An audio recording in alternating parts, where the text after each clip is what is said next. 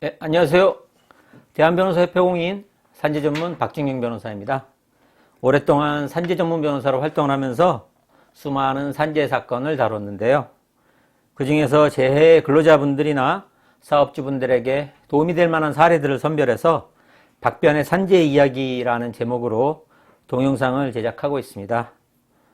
오늘은 그 74번째 시간으로 법인 이사도 산재 처리를 할 수 있을까라는 주제로 이야기를 해볼까 합니다.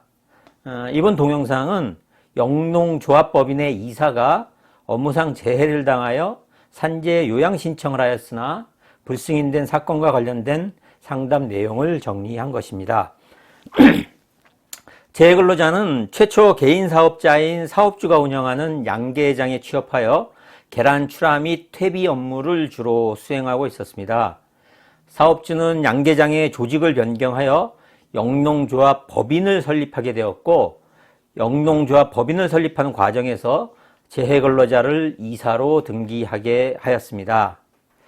재해자가 이사로 등기를 마친 이후에도 재해자의 업무 내용에는 변화가 없었는데, 재해자는 에어건으로 퇴비 기계를 청소하는 업무를 수행하다가 컨베어에 팔꿈치 이하가 절단되는 사고를 당하게 되었습니다. 재해자는 사고 발생 후 근로복지공단에 요양급여를 신청하였으나 불승인 처분을 받았고, 요양급여 불승인 처분에 대한 행정소송을 제기하기 위하여 저희 사무실을 찾아와 사건을 의뢰하였습니다. 법인의 임원인 이사에게 산재가 인정되는 경우가 많지 않아 쉽지는 않지만 충분히 승소 가능성이 있다고 보고 1심 행정소송을 진행하였으나 패소하였고, 이에 항소하였으나 2심에서도 패소를 하였습니다. 그러나 1심 법원과 2심 법원의 판단은 기존의 대법원 판례에 어긋나는 법리적 오류가 있어 대법원에서도 충분히 뒤집을 수 있다는 자신하에 재해자를 설득하여 대법원 상고심까지 진행하였습니다. 결국 대법원에서는 재해자가 명목상으로는 영농법인의 이사이기는 하지만 형식적인 것에 불과하였을 가능성이 높고, 따라서 재해자의 직책이 이사라고 하는 사정만으로 곧바로 근로자성을 부인할 수 없다고 하며 파기환송 판결을 하였습니다. 이에 따라 파기환송된 사건은 원고의 승소로 확정되어 근로복지공단의 요양급여 불승인 처분은 취소되었고, 재해근로자는 그동안 받지 못하였던 요양급여와 휴업급여를 받게 되었고, 장애급여를 신청하여 장애급여도 받게 되었습니다. 그러면 법인의 이사는 언제나 산재가 인정되지 못하는 걸까요? 산업재해보상보험법상의 보험급여 청구권은 근로기준법상의 근로자에게 인정되는 권리입니다. 근로기준법상의 근로자란 임금을 목적으로 사용종속관계 하에서 근로를 제공하는 자를 의미합니다. 따라서 상법 또는 민법상 규정에 의한 이사 등 임원은 원칙적으로 근로자로 보기 어렵습니다. 다만 근로기준법상의 근로자인지 여부는 형식적으로 결정되는 것이 아니라 최고 경영자의 지휘 명령에 따르면서 노무를 제공하는지 여부, 즉 사용 종속관계 등에 기초하여 판단하게 됩니다.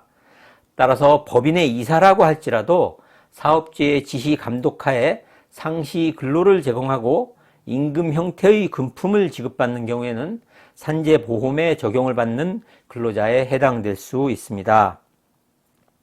그렇다면 재해근로자와 같은 경우에도 근로자로 인정될 수 있을까요?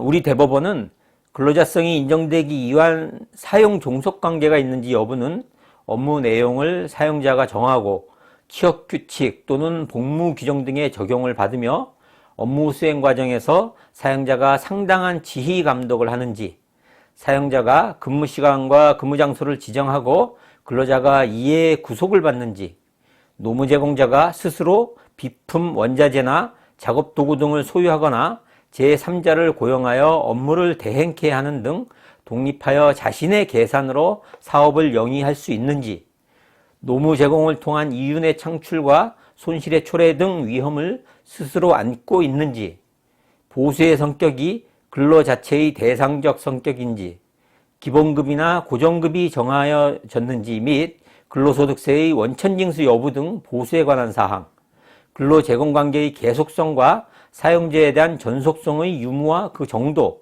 사회보장제도에 관한 법령에서 근로자로서 지위를 인정받는지 등의 경제적, 사회적 여러 조건을 종합하여 판단하여야 한다고 판시하고 있습니다. 따라서 형식적으로는 이사이지만 실질적으로는 근로자에 해당되는지 여부에 대한 판단을 함에 있어서 여러 가지 요건이 충족되는지 여부에 대한 검토가 필요합니다.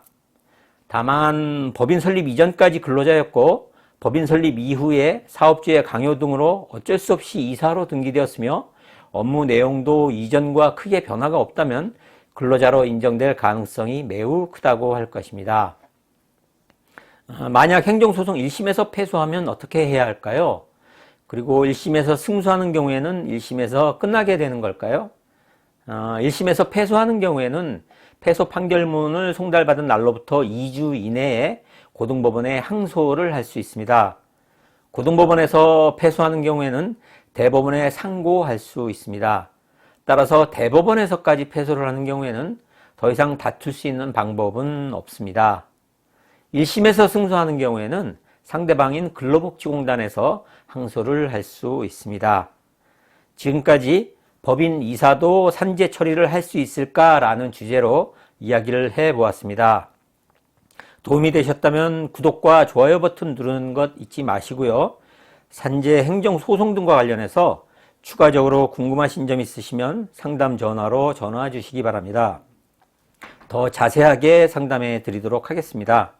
오늘은 여기까지입니다. 감사합니다.